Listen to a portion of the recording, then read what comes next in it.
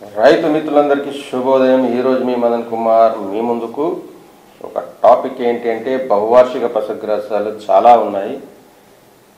ఉదాహరణకు కో1, కో5 వరకు ఉన్నాయి. ఏపీబీ అని ఉంది, పారాగడ్డి ఉంది, జూరీ గిని గడ్డి ఉంది అండ్ సూపర్ నేపియర్ ఉంది.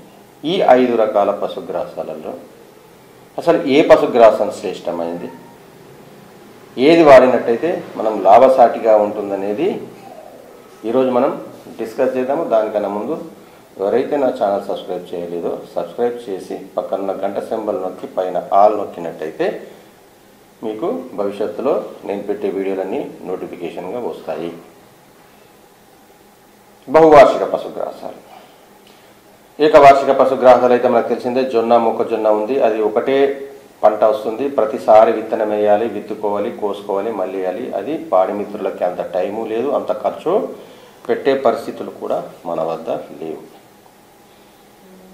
మనకి పాడి మిత్రులకి అప్పుడు ఆశాజ్యోతిగా ఉన్నది బహువార్షిక పశుగ్రాసాలు. గత 40-50 సంవత్సరాల నుంచి చాలా స్టేట్స్, చాలా వ్యవసాయ విశ్వవిద్యాలయాలు రకరకాల పశుగ్రాసాలను డెవలప్ చేశాయి. చాలా కాలం క్రితం నుంచి వాడబడుతున్న గడ్డి పారాగడ్డి. పారాగడ్డి యొక్క ముఖ్యమైన అడ్వాంటేజ్, లాభం ఏంటి అంటే అది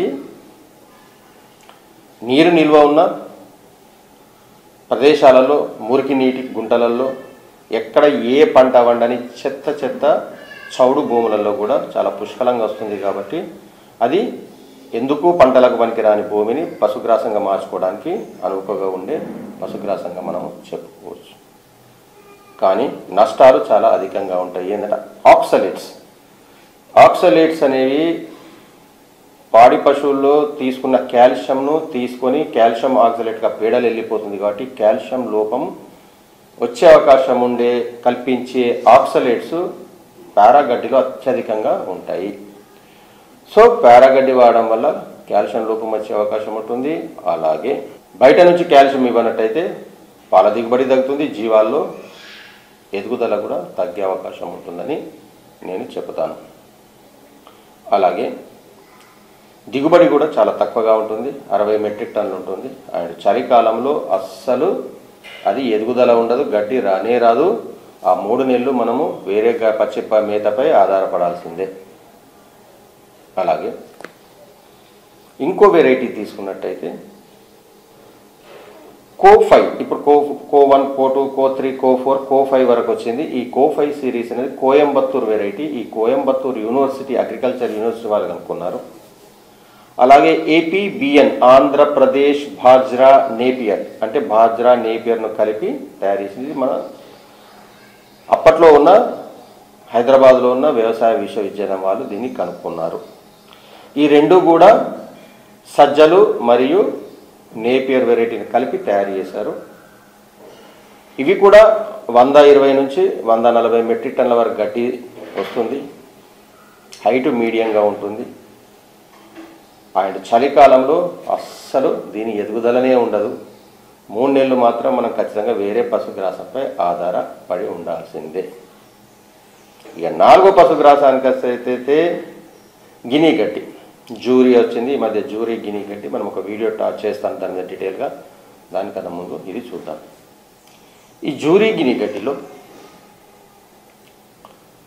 ఇది అంతర్పంటగా మాత్రం చాలా బాగా నీడలలో, అంటే నీడలో పెరుగుతుంది. కాబట్టి ఈ సూపర్ నేపియర్ అలాంటి నీడల్లో రాదు. కాబట్టి అంతర్పంటగా ఇది చాలా బాగుంటుందని చెప్పచ్చు.